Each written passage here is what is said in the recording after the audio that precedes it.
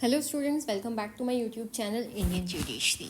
आज तारीख है 6 अगस्त और आज हम पढ़ने वाले हैं हमारे एडीपीओ की जो फ्री क्लासेस चल रही हैं उसके अंतर्गत indecent representation of women prohibition act, स्त्री का अशिष्ट रूपण प्रतिषेध अधिनियम के बारे में। अभी तक हम 2 एक्ट कवर कर चुके हैं कम्प्लीटली विद MCQs। कौन कौन से एक्ट हमने कर लिए हैं?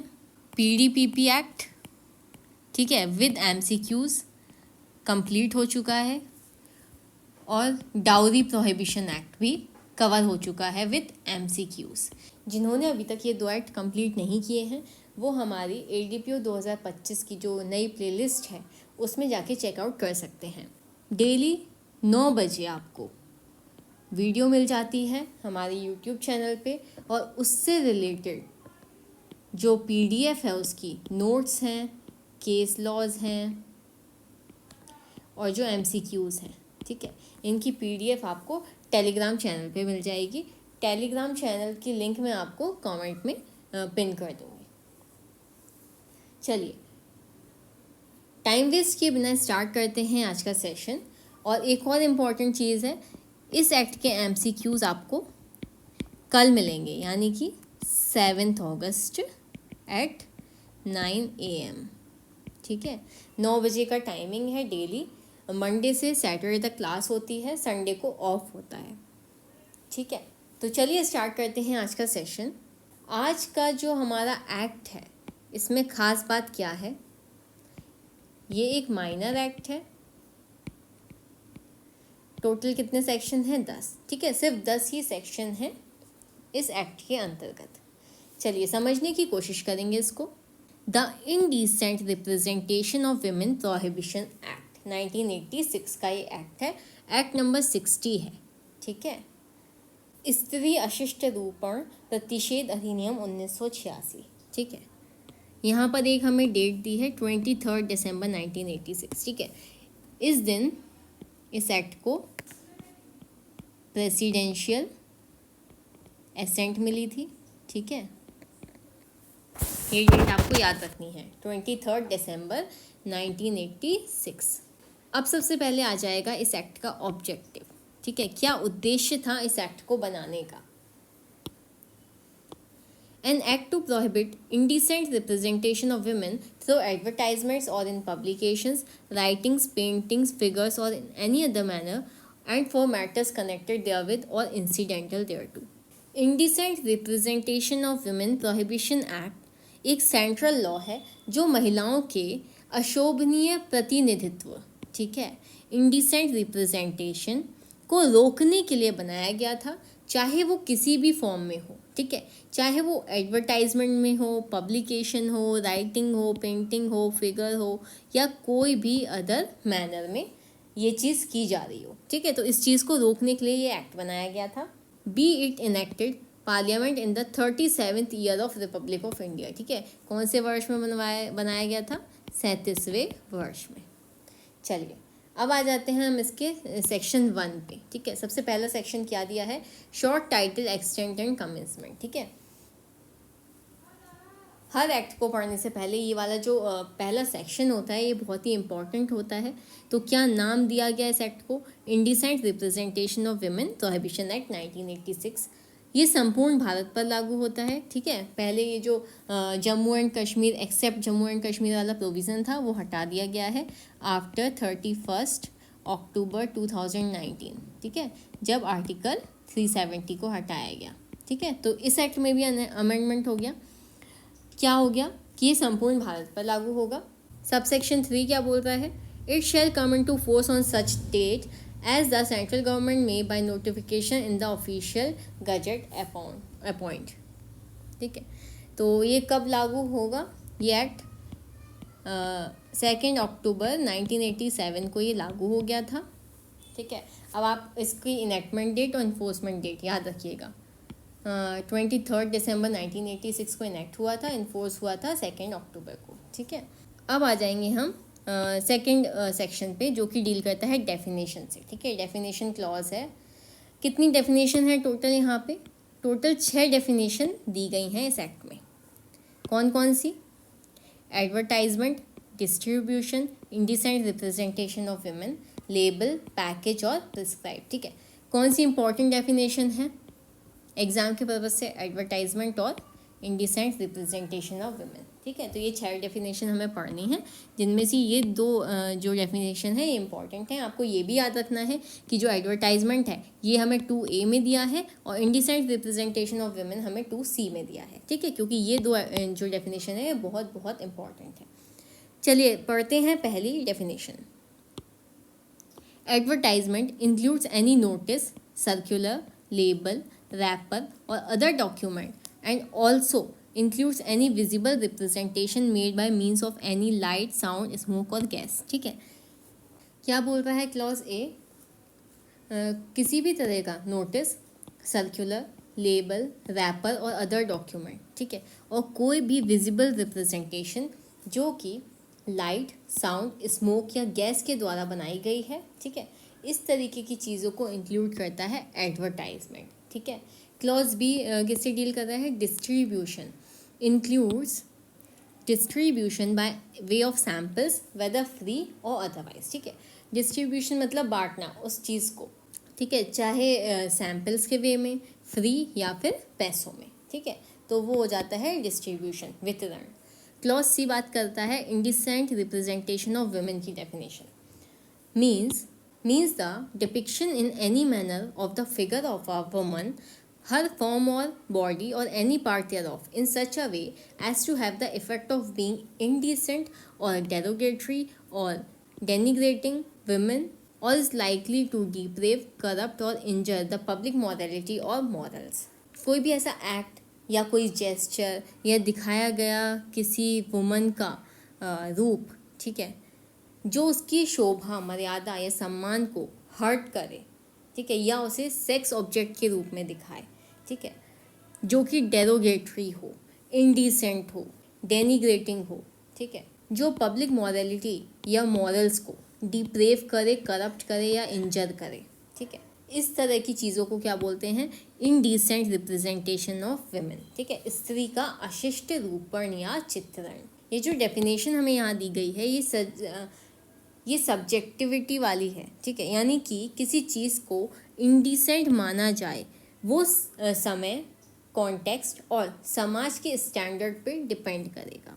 ठीक है, चलिए क्लॉज डी किससे डील कर रहा है? लेबल से। ठीक है, लेबल की डेफिनेशन क्या है?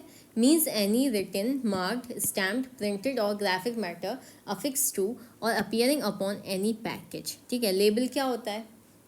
किसी भी पैकेट पे लगा हुआ एक छोटा सा लेबल रहता है जिसमें कुछ लिखा होता है, मार्क होता है, कोई स्टैम्प लगा होता है, कुछ प्रिंट होता है, कोई भी ग्राफिक मैटर होता है, उसको क्या बोलते हैं? लेबल। ठीक है, हर चीज़ों पे आते हैं वो, कपड़ों पे, किसी प्रोडक्ट पे, स्टिकर या टैग, कोई भी छोटी सी चिट्ठी हम उसको बोल सकते हैं जो प्रोडक्ट पर चिपकाई गई हो, वो होता है लेबल।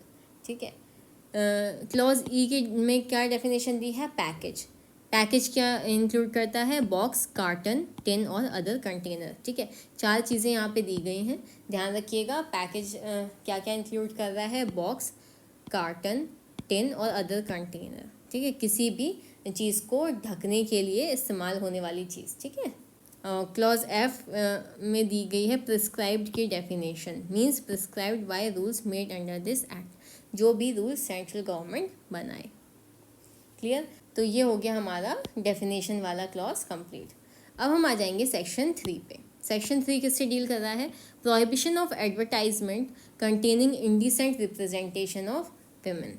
ऐसे सभी एडवर्टाइजमेंट का प्रोहिबिशन, प्रतिषेध, जो कि कंटेन करते हैं इंडिसेंट रिप्रेजेंटेशन ऑफ वुमेन। देखिए क्या कह रहा है section 3। No person shall publish or cause to be published or arrange or take part in the publication or exhibition of any advertisement which contains indecent representation of women in any form। ठीक है, कोई भी person ऐसा advertisement नहीं करेगा जो महिला का अशोभनीय प्रतिनिधित्व करता हो, जो महिलाओं को ऑब्जेक्ट के रूप में दिखाता हो या फिर सेक्सुअल ओवरटोन के साथ हो। ठीक है, सिंपल सा इसका मतलब है। ऐसे कोई भी एडवर्टाइजमेंट को पब्लिश नहीं करेगा, उस एडवर्टाइजमेंट में कोई पार्ट नहीं लेगा, ऐसे पब्लिकेशन को या एग्जीबिशन को अरेंज नहीं करेगा। ठीक है, अगर कोई कंपनी या एड एजेंसी ऐसा ऐड बनाती है जिसमें महिला को बस एक लस्ट ऑब्जेक्ट के रूप में, एक सेक्स ऑब्जेक्ट के रूप में, ठीक है, या फिर उसका इंडिसेंट रिप्रेजेंटेशन के रूप में उसको दिखाया जाए, तो ये सेक्शन उस व्यक्ति पे लग सकता है। फॉर एग्जाम्पल, एक परफ्यूम ऐड में सिर्फ एक महिला को सेक्सुअली ऑब्जेक्टिफाई करके प्रोडक्ट बेचा जा रहा हो, ठीक है, तो ये सेक्शन 3 का वायलेशन है। चलिए देखते हैं अब सेक्शन 4, प्रोहिबिशन ऑफ पब्लिकेशन और sending by post of books, pamphlets etcetera containing indecent representation of women. ठीक है, इंडिसेंट रिप्रेजेंटेशन ऑफ वुमेन को कंटेन करने वाला कोई भी बुक या पैम्फलेट जो कि पोस्ट किया जा रहा है, भेजा जा रहा है या उसका पब्लिकेशन किया जा रहा है, इस तरह की चीज़ें सेक्शन 4 के अंतर्गत प्रोहिबिट की गई हैं। क्या बोल रहा है section 4? No person shall produce or cause to be produced, sell, let to hire, distribute, circulate or send by post any book, pamphlet, paper, slide, film, writing, drawing, painting, photograph, representation of figure which contains indecent representation of women in any form। ये section कहता है कोई भी व्यक्ति ऐसी book, pamphlet, paper, slide, film, writing, drawing, painting, photograph और representation या फिर फिगर के माध्यम से कोई भी ऐसा कंटेंट, कोई भी ऐसी चीज़ जो है वो पब्लिश नहीं करेगा, कोई भी ऐसी चीज़ प्रोड्यूस नहीं करेगा, ना ही उसको बेचेगा, ना भाड़े पे देगा, ना डिस्ट्रीब्यूट करेगा, ना सर्कुलेट करेगा, जो इंडिसेंट रिप्रेजेंटेशन ऑफ वुमेन को कंटेन कर रही हो। ठीक है, और इसमें पोस्ट के जरिए भेजना भी इंक्लूड है।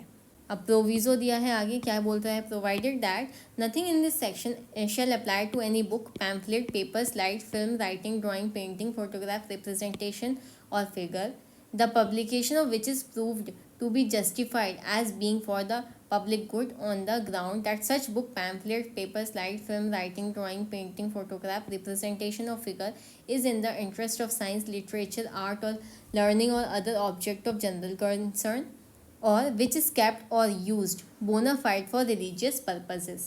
तो प्रोविज़ो क्या बोल रहा है कि इस सेक्शन की कोई भी बात किसी book, pamphlet, paper, slide, film, writing, drawing, painting, photograph, representation या फिगर पर अप्लाई नहीं होगी जिसका पब्लिकेशन ये प्रूफ कर दे, ठीक है, जिसका पब्लिक होना ये प्रूफ करता हो, ये जस्टिफाई करता हो कि ऐसी चीज़ जो पब्लिश की गई है वो पब्लिक गुड के लिए है या फिर साइंस, लिटरेचर, आर्ट और लर्निंग के ऑब्जेक्टिव से ये चीज़ पब्लिक की गई है, या फिर ऐसी कोई चीज़ जो कि रिलीजियस पर्पस के लिए रखी गई है। बोनाफाइड मतलब प्रामाणिक रूप से। ठीक है, ऐसी चीज़ों पर ये सेक्शन अप्लाई नहीं होगा। अब क्लॉज बी क्या बोल रहा है? Any representation, sculptured, engraved, painted or otherwise represented on or in any ancient monument within the meaning of the Ancient Monument and Archaeological Sites and remain at 1958, any temple or any car used for the conveyance of idols or kept or used for any religious purpose।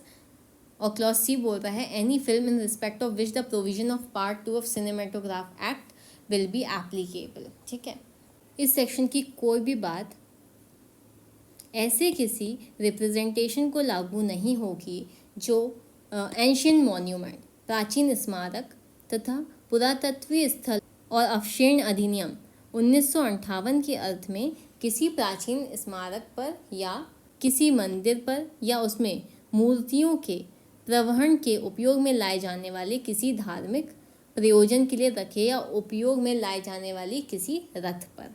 ठीक है, इन चीज़ों पर apply नहीं होगा ये section. कोई ऐसी film जो कि सिनेमेटोग्राफ एक्ट के पार्ट 2 के प्रोविज़न के अकॉर्डिंग बनाई गई है, ठीक है, उस पर भी ये सेक्शन अप्लाई नहीं होगा। ठीक है, क्लियर है? तो सेक्शन 3 और 4 समझ में आया कि सेक्शन 3 बात कर रहा था एडवर्टाइजमेंट के प्रोहिबिशन से और सेक्शन 4 डील कर रहा है पब्लिकेशन के प्रोहिबिशन से। क्लियर है? चलिए अब आ जाते हैं हम सेक्शन 5 पे, power to enter and search. ठीक है, प्रवेश करने की और खोजने की शक्तियाँ। सबसेक्शन 1 क्या बोल रहा है? Subject to such rules as may be prescribed any gazetted officer authorised by the state government may within the local limits of the area for which he is so authorised.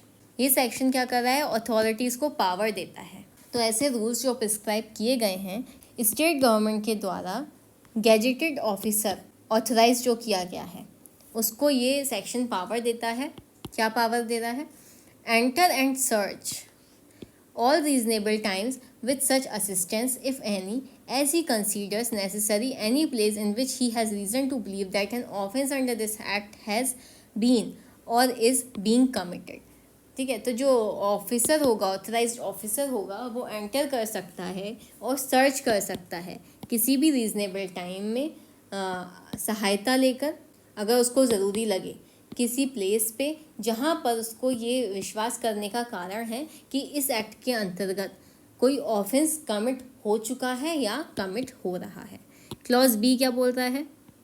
Seize any advertisement और any book, pamphlet, paper, slide film, writing, drawing, painting, photograph, representation of figure which he has reason to believe contravenes any of the provision of this act. ठीक है, वो कोई भी ऐसे advertisement को seize कर सकता है, किसी बुक को, पैम्फलेट को, paper, slide film, writing, drawing, painting, photograph, representation और फिगर को सीज कर सकता है जिसको उसे विश्वास करने का कारण हो कि ऐसी चीज़ें इस एक्ट का उल्लंघन कर रही हैं, इस एक्ट के प्रोविजंस के अगेंस्ट में हैं। ठीक है, ऐसी चीज़ों को सीज कर सकता है वो ऑफिसर।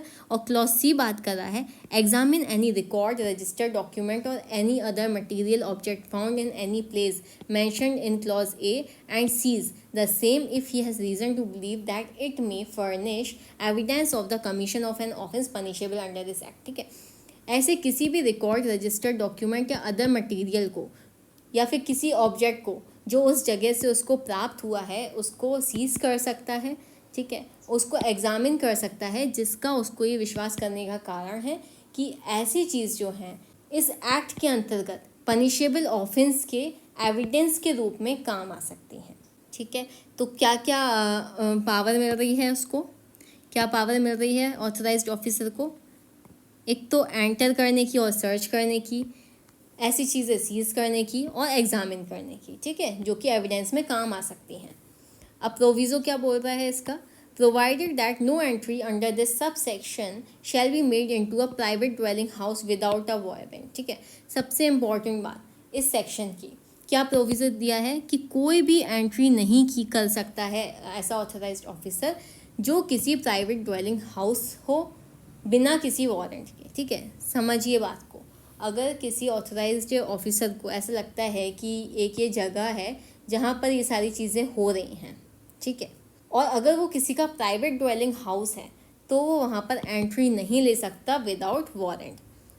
एक और प्रोविज़ो ऐड किया गया है, provided further that the power of seizure under this subsection may be exercise in respect of any document, article or thing which contains any such advertisement including the contents, if any, of such document, article or thing if the advertisement cannot be separated by reason of its being embossed or otherwise from such document, article or thing without affecting the integrity, utility or saleable value thereof।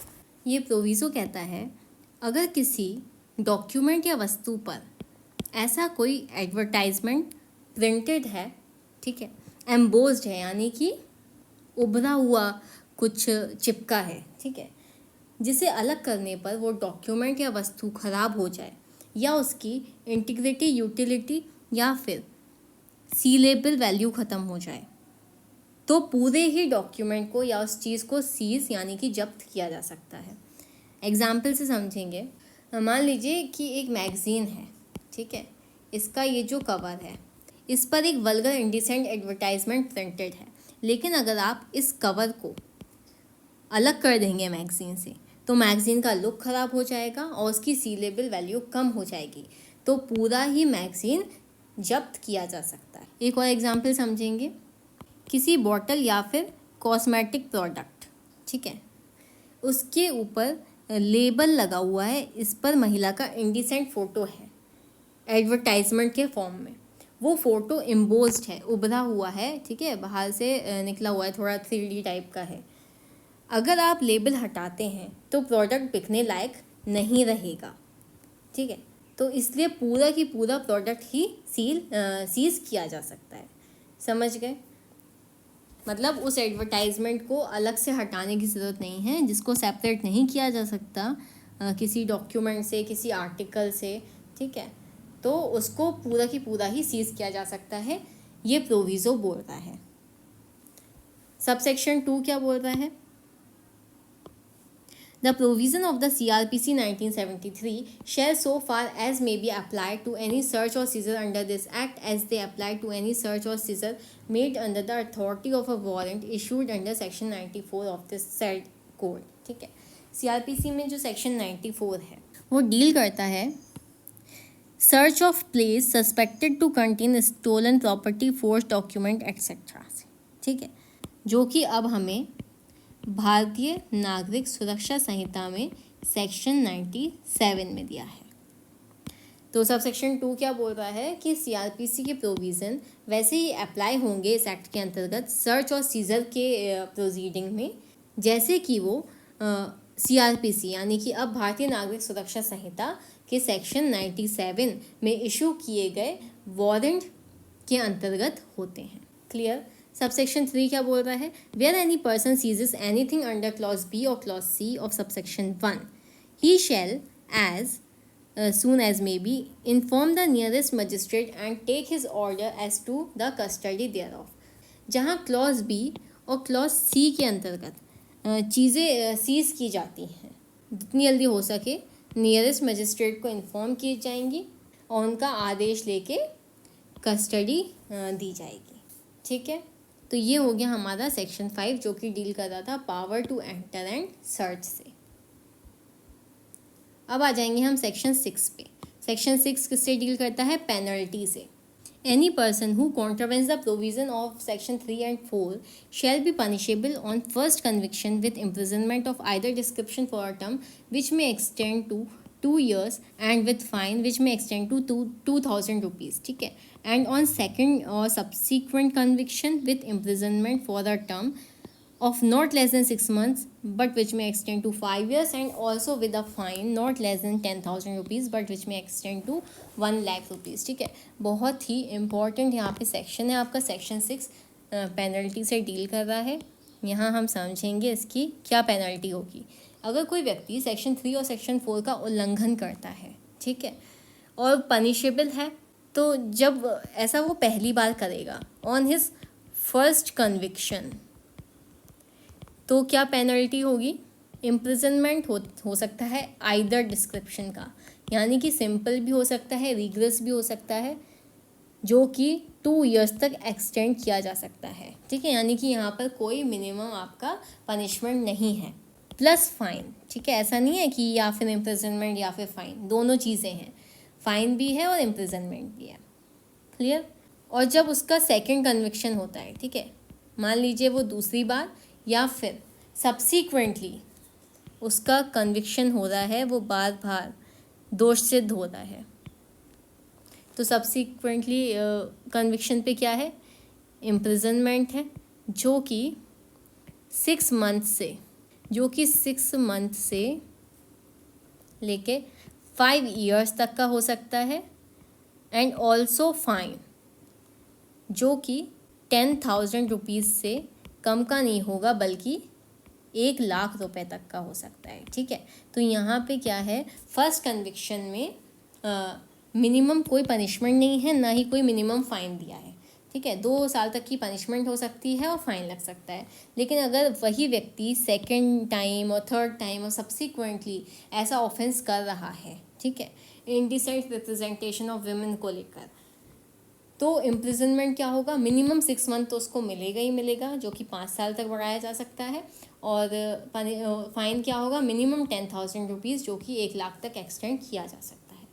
Clear है। तो ये हो गया हमारा penalty वाला, याद रखिएगा, यहाँ से आपका क्वेश्चन आ सकता है। अब है सेक्शन 7 ऑफेंसेस बाय कंपनीज, ठीक है, कंपनीज के द्वारा अपराध।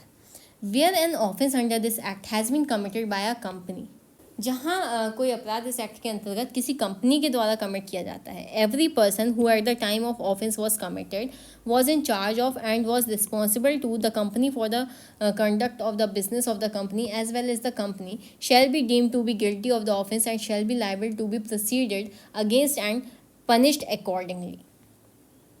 तो क्या बोल रहा है सेक्शन 7 का सबसेक्शन 1, जहाँ कोई अपराध इस एक्ट के अंतर्गत किसी कंपनी के द्वारा किया जा रहा है तो प्रत्येक व्यक्ति जब अपराध कमिट हुआ उस समय पर इंचार्ज था या रिस्पॉन्सिबल था या कंपनी को कंडक्ट कर रहा था as well as the company, वो गिल्टी होगा, इस अपराध का गिल्टी होगा और उसी के अकॉर्डिंगली उसको पनिश किया जाएगा, उसी के अगेंस्ट प्रोसीडिंग की जाएगी. प्रोविज़ो क्या है? Provided that nothing contained in this subsection shall render any such person liable to any punishment if he proves that the offence was committed without his knowledge or that he had exercised all due diligence to prevent the commission of such offence. ठीक है, proviso क्या बोल रहा है कि इस subsection की कोई भी बात ऐसे व्यक्ति पर लागू नहीं होगी जो कि ये साबित कर देता है कि जो ऑफेंस हुआ है वो उसकी नॉलेज के बिना हुआ है या फिर उसने उस ऑफेंस को रोकने के लिए, उस ऑफेंस के कमीशन को रोकने के लिए अपने सभी प्रयास किए थे. ठीक है, ऐसे व्यक्ति पर ये कोई भी कार्यवाही नहीं की जाएगी. सबसेक्शन 2 क्या बोल रहा है? Notwithstanding anything contained in subsection 1 where any offence under this act has been committed by a company and it is proved that the offence has been committed with the consent or connivance of or is attributable to any neglect on the part of any director, manager, secretary or other officer of the company, such director, manager, secretary or other officer shall be proceeded against and punished accordingly. Subsection 2 क्या बोल रहा है कि subsection 1 में किसी बात के होते हुए जहाँ कोई ऑफेंस इस एक्ट के अंतर्गत कमिट किया जा रहा है किसी कंपनी के द्वारा और ये प्रूव हो जाता है कि वो अपराध कमिट किया गया है कंसेंट से या फिर लापरवाही से. किसके पार्ट की बात हो रही है? डायरेक्टर, मैनेजर, सेक्रेटरी या other officer of the company. ऐसे डायरेक्टर, मैनेजर, सेक्रेटरी और other officer shall be proceeded against and punish accordingly. ठीक है, उनके अगेंस्ट कार्यवाही की जाएगी अकॉर्डिंगली, इस एक्ट के अकॉर्डिंगली. एक्सप्लेनेशन समझेंगे. Company and director. कंपनी का क्या मतलब है? Any body corporate and includes a firm और अदर एसोसिएशन ऑफ इंडिविजुअल्स. ठीक है, कंपनी का क्या मतलब है? कोई भी बॉडी कॉर्पोरेट जो कि इंक्लूड करती है किसी फर्म को या फिर अदर एसोसिएशन को. और क्लॉज बी है director in relation to a firm means a partner in the firm. ठीक है, डायरेक्टर, वैसे तो डायरेक्टर का मतलब होता है कंपनी के डायरेक्टर, लेकिन अगर फर्म की बात हो रही है कि फर्म के डायरेक्टर की बात हो रही है तो फर्म का पार्टनर ही डायरेक्टर माना जाएगा. क्लियर है? फॉर एग्जाम्पल, एक एडवर्टाइजिंग कंपनी है. ठीक है, उसने महिलाओं का सेक्सुअलाइज्ड रिप्रेजेंटेशन दिखाया किसी होर्डिंग में, तो कंपनी के साथ एड अप्रूव करने वाला जो डायरेक्टर है, ठीक है, उसको भी केस हो सकता है. लेकिन अगर कोई डायरेक्टर ये प्रूफ कर दे कि उसका कोई फॉल्ट नहीं था और उसने पूरी सावधानी रखी थी तो उसे एक्विटल मिल सकती है, उसे बरी किया जा सकता है. क्लियर? अब आ जाएंगे हम सेक्शन 8 पे. Offences to be cognizable and bailable. अपराधों का संज्ञेय और बेलेबल होना. ठीक है. Notwithstanding anything contained in the code of criminal procedure, an offence punishable under this act shall be bailable. CRPC में और अब भारतीय नागरिक सुरक्षा संहिता में किसी बात के होते हुए भी इस एक्ट के अंतर्गत पनिशेबल ऑफेंस कैसे होंगे? बेलेबल होंगे. ठीक है, कैसे होंगे? जमानतीय अपराध होंगे. ठीक है, जमानत मिल जाएगी इन केसेस में. और सबसेक्शन 2 क्या बोल रहा है? N offence punishable under this act shall B cognizable. इस एक्ट के अंतर्गत पनिशेबल ऑफेंस कैसे होंगे? कॉग्निजेबल होंगे, यानी कि संज्ञेय अपराध होंगे. तो बहुत बहुत बहुत ही इम्पॉर्टेंट क्वेश्चन यहाँ से आपका बन सकता है कि ये वाले जो ऑफेंस हैं ये कॉग्निजेबल हैं या बेलेबल हैं, या फिर नॉन कॉग्निजेबल नॉन बेलेबल हैं, या फिर कॉग्निजेबल नॉन बेलेबल हैं, या फिर बेलेबल नॉन कॉग्निजेबल हैं. ठीक है, इस टाइप का क्या है आपका क्वेश्चन आ सकता है. तो आपको ध्यान रखना है कि बेलेबल एंड कॉग्निजेबल ऑफेंस होंगे इस एक्ट के अंतर्गत. चलिए, सेक्शन 9 डील करता है protection of action taken in good faith. ठीक है, ये एक सेविंग क्लॉज हम इसे कह सकते हैं। गुड फेथ का यहाँ पे प्रोटेक्शन मिलता है। No suit, prosecution or other legal proceeding shall lie against the central government or any state government or any officer of the central government or any state government for anything which is in good faith done or intended to be done under this act। ठीक है, कोई भी suit, मुकदमा, prosecution या कोई भी legal proceeding central government या state government या फिर सेंट्रल गवर्नमेंट के किसी ऑफिसर या स्टेट गवर्नमेंट के किसी ऑफिसर के अगेंस्ट लाई नहीं करेगी किसी भी ऐसी चीज़ के लिए जो उसने गुड फेथ में किया है। ठीक है, सद्भाव पूर्वक किया है इस एक्ट के अंतर्गत। तो ऐसे व्यक्ति के अगेंस्ट में कोई भी प्रोसिक्यूशन, सूट या फिर अदर लीगल प्रोसीडिंग नहीं होगी। अब लास्ट सेक्शन देखेंगे हम इस एक्ट का, सेक्शन 10। लास्ट सेक्शन देखेंगे हम इस एक्ट का, section 10, power to make rules. ठीक है, अब नियम बनाने की शक्तियों के बारे में हम बात करेंगे। The central government may by notification in the official gazette make rules to carry out the provision of this act। Central government official gazette में नोटिफिकेशन के द्वारा इस एक्ट के प्रोविज़न को कैरी आउट करने के लिए रूल्स बना सकती है। सबसेक्शन 2 क्या बोल रहा है? In particular and without prejudice to the generality of the following power such rules may provide for all or any of the following matters, namely the manner in which the seizure of advertisement or other article shall be made and the manner in which the seizure list shall be prepared and delivered to the person from whose custody any advertisement or other article has been seized। और clause B बोल रहा है any other matter which is required to be or may be prescribed। ये section central government को ये अधिकार देता है पर्टिकुलरली, और इस एक्ट की जो पहले की पावर है, ठीक है, पूर्वगामी शक्तियों की व्यापकता पर प्रतिकूल प्रभाव डाले बिना ऐसे रूल बना सकती है सेंट्रल गवर्नमेंट, जैसे कि सर्च का प्रोसीजर क्या होगा, कौन ऑफिसर ऑथराइज्ड होगा, कंप्लेंट का फॉर्मेट क्या होगा, किस मैनर में एडवर्टाइजमेंट को सीज किया जाएगा या किसी और आर्टिकल को, किस फॉर्मेट में सीजर लिस्ट प्रिपेयर की जाएगी या डिलीवर की जाएगी किसी व्यक्ति को जिसकी कस्टडी में कोई एडवर्टाइजमेंट या अदर आर्टिकल सीज किया गया है, या कोई अदर मैटर जो कि प्रिस्क्राइब किया जाए। ठीक है, इन सब चीज़ों पे रूल्स बना पाएगी सेंट्रल गवर्नमेंट। और सबसेक्शन 3 क्या बोल रहा है? Every rule made under this act shall be laid as soon as may be after it is made before each house of parliament while it is session for the total period of 30 days which may be comprised in one session or in 2 or more successive sessions, and if before the expiry of the session immediately following the session or the successive session aforesaid both house agree in making any modification in the rule or both house agree that the rule should not be made, the rule shall thereafter have effect only in such modification form or be of no effect as the case may be, however that any such modification or annulment shall be without prejudice to the validity of anything previously done under that rule। Subsection 3 क्या बोल रहा है कि प्रत्येक नियम जो इस act के अंतर्गत बनाया जाएगा वो पार्लियामेंट के दोनों हाउसेस के सामने रखा जाएगा जब वो 30 दिन के सेशन में होती है, चाहे वो एक सेशन में हो, 2 सेशन में हो या फिर 2 से ज़्यादा सक्सेसिव सेशन में हो। और सेशन के एक्सपायर होने के पहले अगर उन्होंने ये डिसाइड किया है, दोनों हाउस एग्री करते हैं कि जो रूल सेंट्रल गवर्नमेंट ने बनाया है, ठीक है, इन चीज़ों को लेके उसमें कोई मॉडिफिकेशन किया जाना चाहिए या फिर ऐसा कोई रूल बनाया है जो नहीं बनाया जाना चाहिए, ठीक है, तो उस टाइप से ये सारी चीज़ों को ध्यान में रखते हुए, ऐसे मॉडिफिकेशन लाते हुए और एनलमेंट करते हुए और इस एक्ट के, इस रूल के अंतर्गत जो पहले किया गया है उसकी व्यापकता पर प्रभाव डाले बिना ऐसे रूल्स बनाए जाएंगे सेंट्रल गवर्नमेंट के द्वारा। क्लियर है? तो सबसे इम्पोर्टेंट बात क्या थी सबसेक्शन 3 में कि दोनों हाउसेस के सामने ये रूल्स रखने होंगे और फिर उनका जो एडवाइस होगा अगर कोई मॉडिफिकेशन है या फिर कोई एनल हो रहा है, रूल को नल कर रहे हैं, ठीक है, तो वो सारे ऑल्टरेशन के बाद ही जो नया रूल है वो प्रिस्क्राइब किया जाएगा। क्लियर है?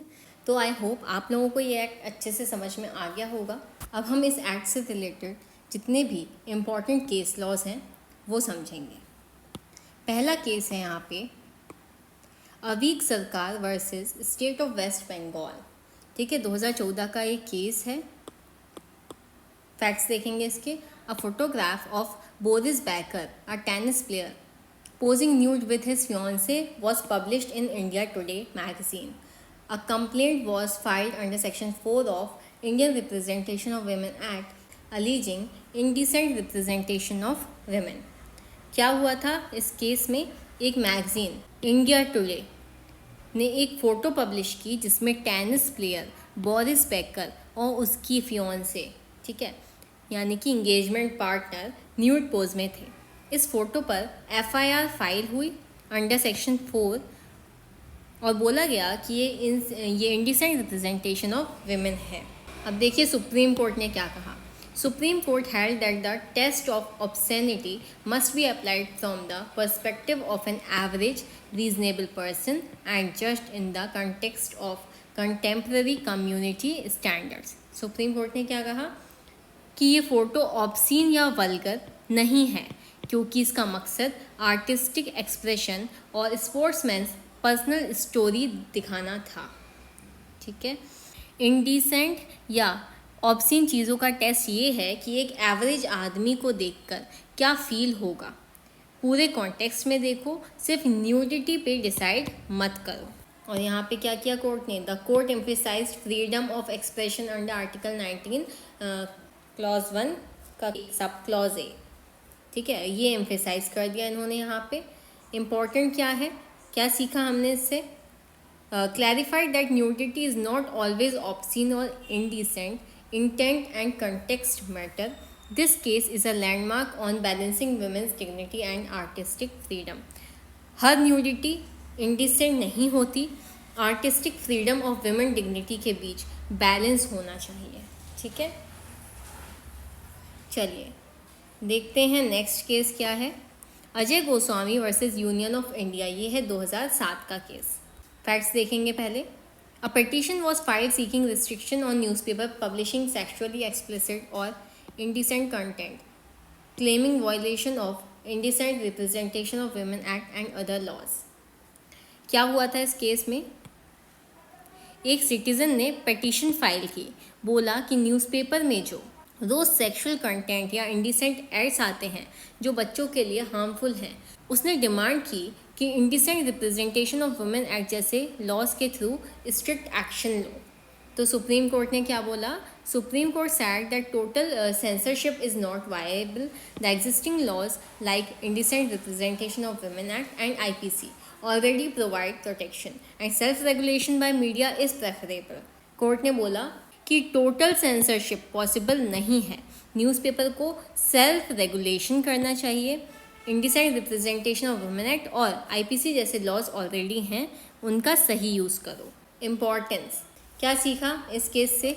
Upheld freedom of press while reiterating that existing laws are sufficient to deal with indecent content, highlighted the limited scope of the indecent representation of women act. Court ने freedom of press को protect किया और indecent representation of women act को broadly interpret करने से मना किया, ठीक है। अब आ जाते हैं हम नेक्स्ट केस पे। Ranjit D Udeshi versus state of Maharashtra, ये 1965 का केस है। क्या बोला सुप्रीम कोर्ट ने? The supreme court applied in the Hicklin test, ठीक है, British test, whether the material tends to deprave or corrupt those who are likely to read or see it.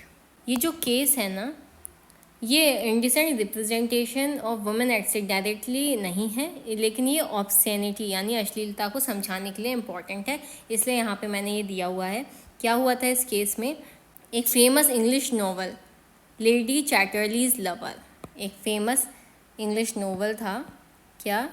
Lady Chatterley lover, Chatterley's lover को बेचने पर एक book seller के खिलाफ case हुआ। बोला गया कि ये बुक ऑब्सीन है। सुप्रीम कोर्ट ने क्या बोला? कोर्ट ने हिकलैंड टेस्ट यूज़ किया। अगर किसी मटेरियल से लो मॉरल माइंड करप्ट हो सकते हैं तो वो ऑब्सीन माना जा सकता है। हिकलैंड टेस्ट क्या होता है? हिकलैंड टेस्ट ये एक लीगल टेस्ट है। ये एक लीगल टेस्ट है जो ये डिसाइड करता है कि कोई भी मटेरियल जैसे कि बुक, मूवी, कोई आर्टिकल एट्सेट्रा ऑब्सीन है या नहीं, अश्लील है या नहीं। ये टेस्ट 1868 में इंग्लैंड में एक केस हुआ था, रेजिना वर्सेस हिकलिन में दिया गया था। अगर किसी कंटेंट का कोई छोटा हिस्सा भी ऐसा है जो इमोरल थॉट्स या करप्ट इन्फ्लुएंस डाल सकता है यंग माइंड पर या वीक लोगों पर, तो उस कंटेंट को ऑब्सीन माना जाएगा, चाहे बाकी कंटेंट एजुकेशनल हो या सोशल। ठीक है, छोटी सी लाइन में समझेंगे, अगर कोई छोटी सी बात भी किसी कमज़ोर या बच्चे के दिमाग को बिगाड़ने लायक है तो उस पूरे कंटेंट को अश्लील माना जाएगा। फॉर एग्जांपल, मान लो एक किताब है जिसमें मोस्टली एजुकेशन है, ठीक है, लेकिन एक पैराग्राफ है जो कुछ सेक्सुअल कंटेंट लिखा है, जिसमें अगर हिकलिन टेस्ट लगाया जाए तो सिर्फ उस एक पैराग्राफ की वजह से पूरी किताब को अश्लील माना जा सकता है। इस टेस्ट से जुड़ी एक और बात हम समझेंगे। इंडिया में पहले हिकलिन टेस्ट को फॉलो किया सेक्शन 292 आईपीसी के केस में, ठीक है, लेकिन 2014 में सुप्रीम कोर्ट ने कम्युनिटी स्टैंडर्ड्स टेस्ट को अडॉप्ट किया, जिसमें कंटेक्स्ट, इंटेंट और ओवरऑल इफेक्ट देखा जाता है। ठीक है, तो अब वापस से आ जाते हैं हम रंजीत डी उदेशी के केस पे। इस केस में क्या हुआ था, सुप्रीम कोर्ट ने हिकलिन टेस्ट को अप्लाई किया था। मतलब साफ है, अगर किसी मटेरियल से लो मॉरल माइंड करप्ट हो सकते हैं तो वो ऑब्सीन माना जा सकता है। ठीक है, इम्पॉर्टेंट पॉइंट्स देखेंगे। Precedent for deciding what constitute obscenity or indecent representation, ये पुराना टेस्ट आज के स्टैंडर्ड पे आउटडेटेड हो गया है। ठीक है, क्योंकि अब इंडिया में कौन सा टेस्ट होता है, this one, community standard test. बाद में एंड सेकंड क्या है, was later replaced by community standard test in Aveek Sarkar case. ठीक है, अभी मैंने आपको बताया कि बाद में क्या हुआ, अवीक सरकार केस में नए स्टैंडर्ड लगाए गए। क्लियर है, चलिए अब आ जाते हैं हम नेक्स्ट केस पे। समरेश बोस वर्सेस अमल मित्रा, ये 1986 का केस है। ये भी जो है इंडिसेंट रिप्रेजेंटेशन और वुमेन एक्ट का केस नहीं है, पर लिटरेचर में इंडिसेंसी के स्टैंडर्ड को डिफाइन करता है। क्या हुआ था इस केस में, एक बंगाली नोवेल था, ठीक है, उस पे ऑब्जेक्शन उठाया गया कि ये वल्गर लैंग्वेज यूज़ करता है और यूथ को करप्ट कर सकता है। सुप्रीम कोर्ट ने क्या कहा, a literary work should be judged as a whole and not by picking isolated passages.